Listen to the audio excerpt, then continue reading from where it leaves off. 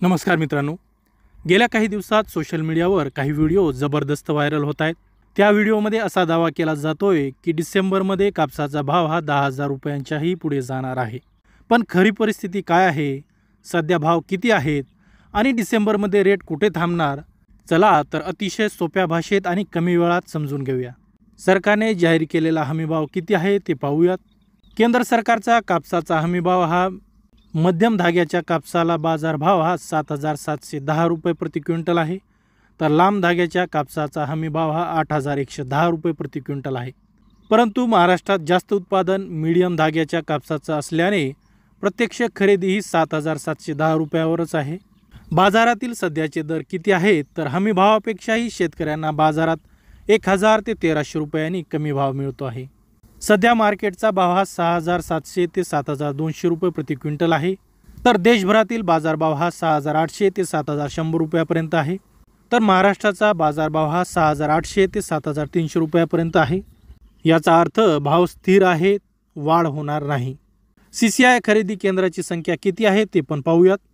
महाराष्ट्रात एकूण 168 CCI केंद्र जाहीर आहेत, परंतु फक्त 134 केंद्र प्रत्यक्ष सुरू आहेत।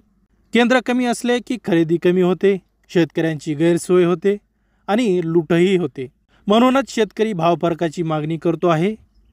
CCI मध्ये कापूस दिल्यास 7,500 ते 7,700 रुपयापर्यंत रेट मिळू शकतो, परंतु बाजारात मात्र 6,800 ते 7,000 रुपयापर्यंतच भाव मिळत आहे। भाव का वाढत नाही त्याची काही कारणं आहेत ते आपण पाहूयात। पहिलं कारण आहे आयातीवर 31 डिसेंबरपर्यंत पूर्ण सूट आहेत। परदेशातून येणाऱ्या कापसावर कोणतेही शुल्क नाही, त्यामुळे स्वस्त कापूस भारतात येतोय आणि भारतीय मार्केटवर थेट दबाव टाकतोय। दुसरं कारण आहे देशातील उत्पादन कमी पण आवक मात्र जास्त आहे। उत्पादन कमी असलं तरी मंड्यामध्ये आवक वाढती आहे, त्यामुळे दर हे स्थिर आहेत। तिसरं कारण आहे सरकारकडून शेतकरी विरोधी भूमिकेचे आरोप आहेत। जर केंद्र सरकार थोडं अनुकूल झालं असतं तर भाव हा वाढू शकले असते, पण धोरणे शेतकऱ्यांच्या हिताशी सुसंगत दिसत नाहीत। डिसेंबरमधील वास्तविक अंदाज काय आहे ते आपण पाहूयात। डिसेंबरमध्ये कापसाचा भाव हमी भावाच्या पुढे जाणार नाही, तर अंदाजे दर हा 6,800 ते 7,300 ह्याच रेंजमध्ये राहण्याची शक्यता जास्त आहे। तर 10,000चा भाव अजिबात दिसत नाही। ही पूर्णपणे स्पष्ट आणि ठोस परिस्थिती आहे। उत्पादन घटलेलं असलं तरी आयात खुली असल्याने त्याचा फायदा हा मिळणार नाही।